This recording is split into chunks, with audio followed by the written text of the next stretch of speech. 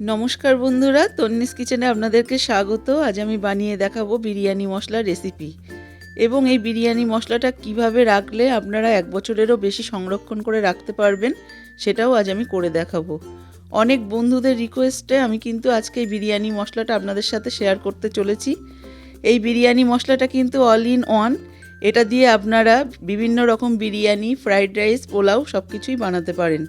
এর জন্য নিয়েছি 15 গ্রাম শাহ মরিচ, 20 গ্রাম নিয়েছি শাহ জিরে, আর 1 চা চামচ নিয়েছি এখানে রেগুলার জিরে, 1 চা চামচ কালো গোলমরিচ, আর 1 চা চামচ নিয়েছি ধনে।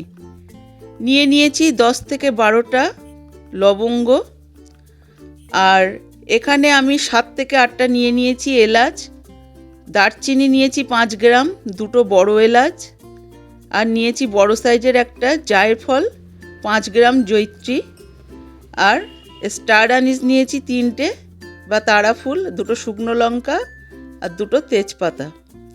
এখানে যদি জায়ফলের সাইজটা আপনাদের ছোট হয় সেক্ষেত্রে কিন্তু 2টো নিয়ে নেবেন।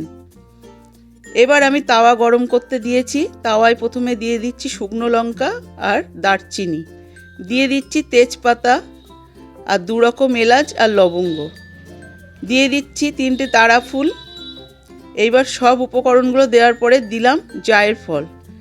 এগুলো কিন্তু ভাজতে বেশ কিছুটা সময় লাগে, সেই জন্য আমি গ্যাসের ফ্লেমটা লোতে রেখে 1 মিনিট মতো এগুলো ভেজে নেব। এখানে কিন্তু গ্যাসের ফ্লেমটা কোনো মতেই হাইতে দেওয়া যাবে না। এরপরে দিয়ে দিচ্ছি গোটা ধনে আর কালো মরিচ। এই উপকরণগুলো দেওয়ার পরে গ্যাসের ফ্লেমটা লো টু মিডিয়ামে রেখে আরও 30 থেকে 40 সেকেন্ড মতো আমাদেরকে ভেজে নিতে হবে। একটা সময় দেখবেন এই ধনেগুলো যখন ফুটতে শুরু করবে সেই সময় দিয়ে দেবেন রেগুলার জিরে। এই রেগুলার জিরেটা দেওয়ার পরে কিন্তু আরও 15 থেকে 20 সেকেন্ড মতো একটু নাড়িয়ে চাড়িয়ে ভেজে নিতে হবে। এই মশলাগুলো ভাজা হয়ে গেলে সবশেষে দিয়ে দেব জয়িত্রী আর শাহ জিরে, শাহ মরিচ। এই উপকরণগুলো দেওয়ার পরে আমি কিন্তু গ্যাসের ফ্লেমটা একদম লোতে রেখে 3 থেকে 4 মিনিট মতো মশলাগুলো ভেজে নেব। এটা কিন্তু একটু ধৈর্য রেখেই আপনাদেরকে ভাজতে হবে, কারণ আপনারা যদি গ্যাসের ফ্লেমটা হাই করে দিয়ে ভাজেন তাহলে কিন্তু মশলাগুলো পুড়ে যাবে।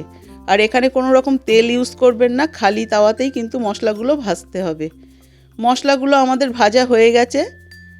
আপনারা বুঝতেই পারবেন মশলাগুলো থেকে যখন একটা সুন্দর একটা সুগন্ধ বেরোতে শুরু করবে সেই সময় গ্যাসের ফ্লেমটা অফ করে দেবেন। দিয়ে গরম তাওয়াতে এরকমভাবে যে মশলাগুলো একটু মোটা পুরু সেগুলো ভাজতে একটু দেরি হয়, সেইগুলো কিন্তু পাতিয়ে 4 মিনিট থেকে 5 মিনিট রেখে দেবেন গরম তাওয়ায়। তারপর মশলাগুলো ঠান্ডা হলে একটা মিক্সিং জারে সেগুলো ঢেলে নিতে হবে। আর জায়ফলটা কিন্তু একটু মোটা বলে সেটা এরকমভাবে আমি সাঁড়াশির সাহায্যে চেপে এরকম টুকরো করে ভেঙে নিচ্ছি। আপনারা চাইলে নোড়া দিয়ে বা হামানদিস্তার ডাঁটি দিয়ে এটা ভেঙে নিতে পারেন। এবার আমি মিক্সিং জারে মশলাগুলো ব্লেন্ড করে নিলাম। দেখুন কীরকম মিহি করে গুঁড়ো হয়েছে, আর গন্ধটা যে কেমন সুন্দর ছাড়ছে সেটা আপনারা বানালেই বুঝতে পারবেন। এইবার আমরা যে মশলাটা 1 বছর ধরে সংরক্ষণ করে রাখবো সেটা কীভাবে রাখবো সেটা দেখিয়ে দিচ্ছি।